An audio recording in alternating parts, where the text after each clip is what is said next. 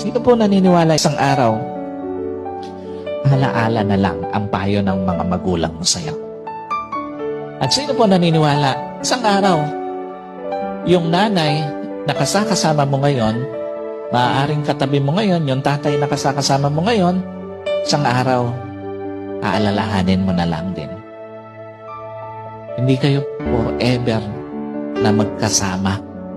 Kaya nga, lahat ng magulang hanggat kasama pa yung anak, gagawin ng lahat.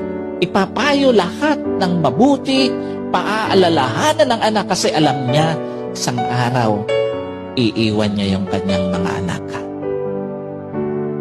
Isang araw, hindi lang payo ng mga magulang mo ang magiging alaala.